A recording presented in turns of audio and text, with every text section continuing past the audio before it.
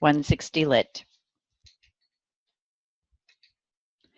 Ladies and gentlemen, we now hear the folks in the other party claiming great high ground for wanting to reduce the deficit and asking us to help. You remember how much help we got from them in the last 2 years. They predicted the world would come to an end.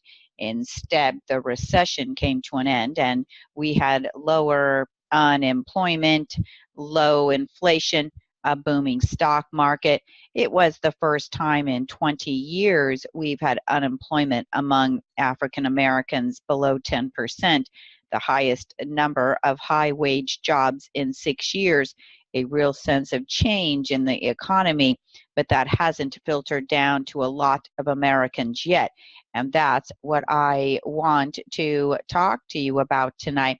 What are we doing here? Why are we Democrats? What do we hope to achieve? How do we communicate with the American people? And what does it all mean? Well, the first thing I want to say is that we should just be grateful that we've had the chance in the last 2 years to do the right things. In the last 2 years, we had the most productive time in terms of a partnership between the president and Congress in the last 30 years. And what was done in the crime bill, in the trade legislation, in the family and medical leave law, and act after act after act was good for the American people. And we should be proud of that. And we should talk about it. And we should move forward. We should also say to our friends in the other party, we do not intend to do you the way you did us, even though you were richly rewarded for doing it. Unlike you, in the last 2 years, we care so much about this country. We'll work with you, but you have to remember what we stand for, and you have to be willing to deal with what we stand for. They are learning a little lesson now with their budget proposals and the real meaning of their contract on America, of what all people in public life learn, and that is that there are limits to calls for sacrifice. We might have had some difficult cases to make in the last 2 years, but we never had to try to argue with a straight face why we ought to cut Medicare and Medicaid for elderly people in nursing homes to pay for a tax cut for people who have done very, very well in the 1980s and 1990s and will do well in the 21st century. At least we didn't have to make that case. On the other hand, it is important for us to participate and to be a part of changing this country for the better. The Democrats are a positive party.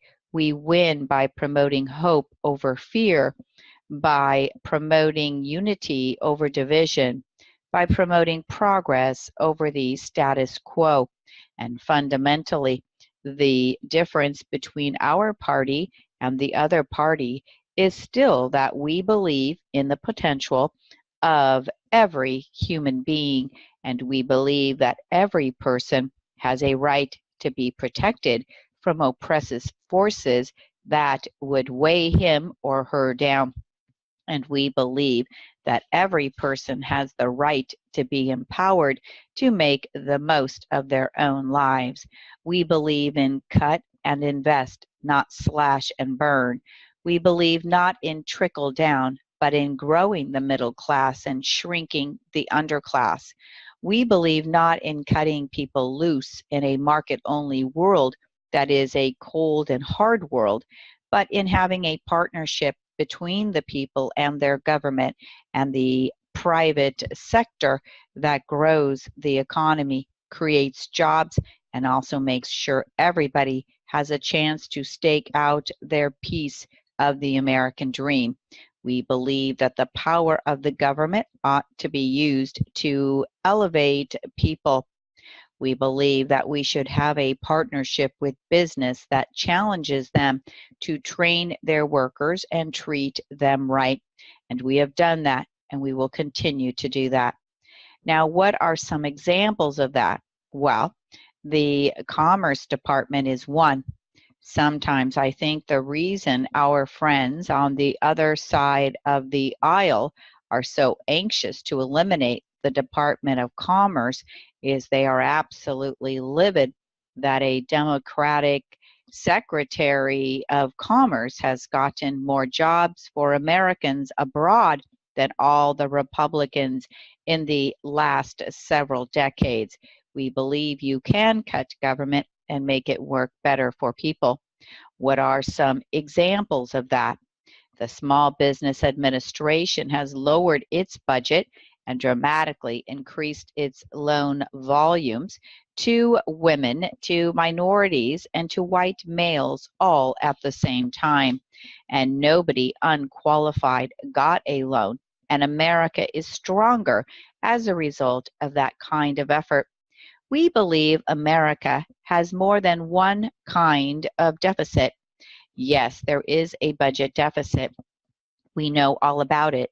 It's a lot lower than it was before we went to work on it. And yes, we want to bring it down again. If, in fact, by bringing it down, we could lower interest rates, put money into the pockets of ordinary Americans in the business sector, and invest and grow and get more jobs in this economy, that's what we ought to do. But let's not pretend that nothing we do here is worthwhile.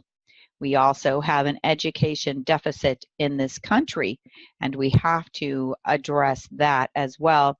And it isn't popular to say anymore because there is this sense that all of the money we spent on poor people is wasted, but that's just not true.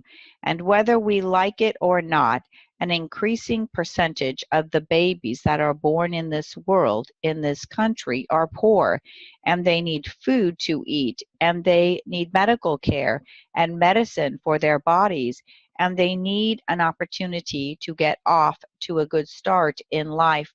And if we don't give it